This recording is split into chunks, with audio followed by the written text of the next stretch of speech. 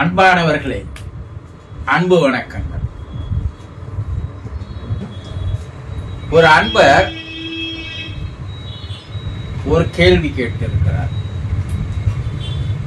குருஜி, இறந்தவர்கள் கனவில் வந்தால்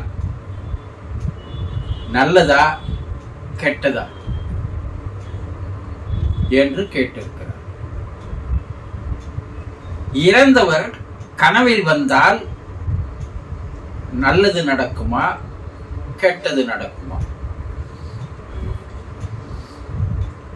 கனவு என்பது மனிதர்கள் எல்லோரும் காணக்கூடிய ஒரு நிகழ்வு. அந்த கனவு எந்த நேரத்தில் வருகிறது என்பதை நாம் பார்க்க வேண்டும். பகல் கனவு நடக்காது என்று சொல்வார்கள். பிரம்ம முகூர்த்தம் என்று சொல்லக்கூடிய விடியல் காலையில் 3 மணிக்கு மேல் 4:30 மணிக்குள் வருகின்ற கனவு 100% நிறைவேறும். ஒரு நிகழ்வு நடப்பதற்கு முன்னால் தெரிவிக்கின்ற செய்தி தான் கனவு. இது நடக்க போகிறது என்பதை தெரிவிக்கின்ற செய்தி. அப்போ அந்த பிரம்ம முகூர்த்தத்தில், அந்த கனவில் உங்கள் குடும்பத்தில் இறந்து போனவர்கள் வந்தால் அது நன்மை தருமா தீமையை தருமா? இங்க நம்ம பார்க்க வேண்டியது, இறந்து போனவர்களுடைய ஆன்மா சாந்தி அடைந்த நிலை ஒன்று, சாந்தி அடையாத நிலை ஒன்று. 2 நிலைகள் இருக்கிறது.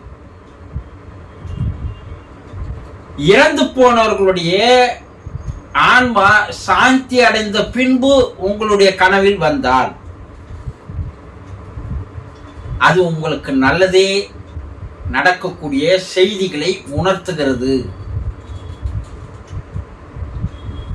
உங்களுடைய வீட்டில் இதுவரை தடைப்பட்டு கொண்டிருந்த செயல்கள் எல்லாம், காரியங்கள் எல்லாம் இனிமேல் இனிதே நிறைவேறும். உங்களுடைய வளர்ச்சிக்கு நல்ல சூழ்நிலைகள், வாய்ப்புகள், சந்தர்ப்பங்கள் தானாக தேடி வரும். உங்களுடைய உடலிலே நோய்கள் இருந்தால் கூட குணமாகும். பல்வேறு நல்ல நிகழ்வுகள் உங்களை நாடி தேடி ஓடி வரும். உங்கள் குடும்பத்தில் மகிழ்ச்சியும் சந்தோஷமும் ஆனந்தமும் இன்பமும் இருக்கும். நிம்மதி இருக்கும், அமைதி இருக்கும். இவையெல்லாம் ஆன்மா சாந்தி அடைந்த நிலையில் இருப்பவர்கள் கனவில் வந்தால் உங்களுக்கு நல்ல செய்தியாக அது அமைகிறது. சில நேரங்களில் அவர்கள் கனவிலேயே சில செய்திகளை கூட தருவார்கள். அவர்கள் உங்களுக்கு ஒரு பாதுகாப்பு கவசமாக, எந்த ஒரு தீய சக்தியும் உங்களிடம் வந்து சேராதவாறு அவர்கள் பாதுகாத்த வண்ணமாக இருப்பார்கள். உங்களுக்கு அறிவுரை கூறுவது, ஆலோசனை கூறுவது, வழிகாட்டுவது போன்ற செயல்களை எல்லாம் சாந்தி அடைந்த ஆன்மாக்கள் உங்கள் கனவில் வந்து செயல்படுத்துவார்கள்.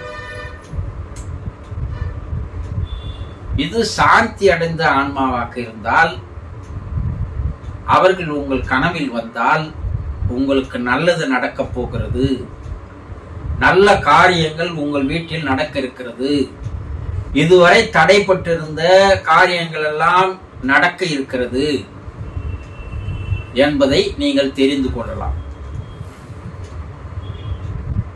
ஒருவேளை சாந்தி அடையாத ஆன்மாக்களாக இருந்து அவர்கள் உங்கள் கனவில் வந்தால்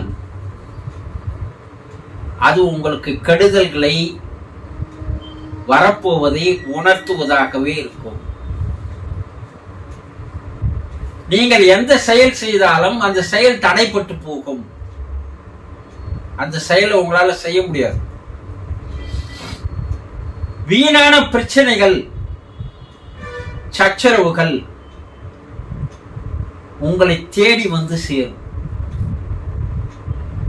கஷ்டங்கள், கவலைகள், துன்பங்கள், துயரங்கள், வேதனைகள்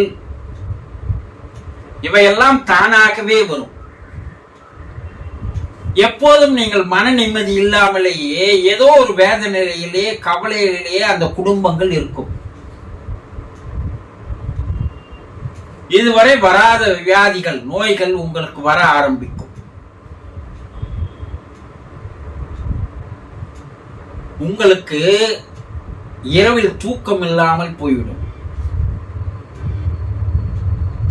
எப்படிதான் இந்த பிரச்சனைகள் வருகிறது என்பது உங்களுக்கு தெரியாது. வரிசை கட்டி கொண்டு அந்த பிரச்சனைகள் வந்து நிற்கும். குடும்பத்திலேயே ஒருவருக்கொருவர் சண்டை சச்சரவுகள் அதிகமாகும். நண்பர்களிடம், உறவினர்களிடம் வீணாக சண்டை சச்சரவுகள் உருவாகும். உங்களை பார்த்தாலே மற்றவர்கள் விலகி போக ஆரம்பித்து விடுவார்கள். ஏன்? இந்த சாந்தி அடையாத ஆன்மா கனவில் வரும்பொழுது உங்களுடைய உடலிலே ஒரு எதிர்மறை சக்தியானது அதிகரிக்க ஆரம்பிக்கும். The negative force என்று சொல்வார்கள்.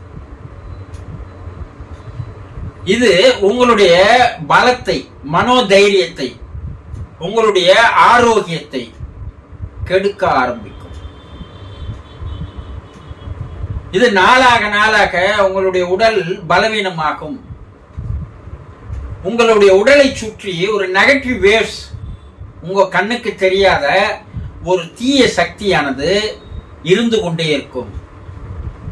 அது உங்களை உடல் அளவில் கெடுக்கும், மன அளவில் கெடுக்கும், ஆரோக்கியத்தை கெடுக்கும், அமைதியை கெடுக்கும். உங்களிடம் வருபவர்கள் உங்களை விட்டு விலகி போவதற்கு இந்த நெகட்டிவ் வேவ்ஸே காரணமாக இருக்கும். அப்போ சாந்தி அடையாத ஆன்மாக்களாக இருந்து உங்கள் கனவில் வந்தால்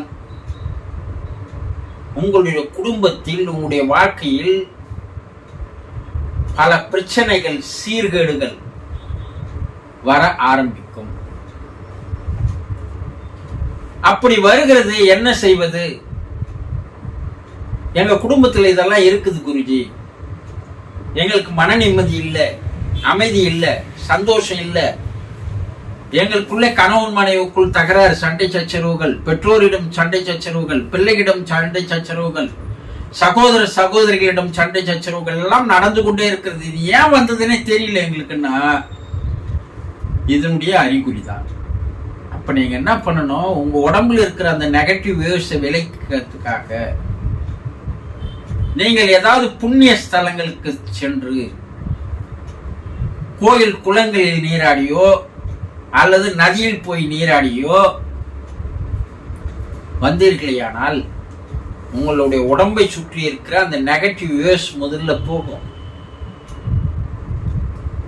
மேல இருக்கின்ற அந்த ஆன்மாக்கள் உங்கள் கனவில் வரும்போது அவர்களுடைய நெகட்டிவ் வேவ்ஸ் உங்க உடலில் வராத ஒரு பாதுகாப்பை அந்த தீர்த்த நீரானது தருகிறது என்பதை தெரிவித்திருக்கிறார். ஆக உங்கள் கனவில் வருகின்ற இறந்து போனவர்கள் அது ஆன்மா சாந்தி அடைந்திருந்தால் நல்லதே நடக்கும். சாந்தி அடையாத ஆன்மாவாக இருந்தால் தீமையே நடக்கும். இதை தெளிவாக புரிந்து கொள்ளுங்கள். புரிந்து கொண்டீர்களா? சந்தோஷம்.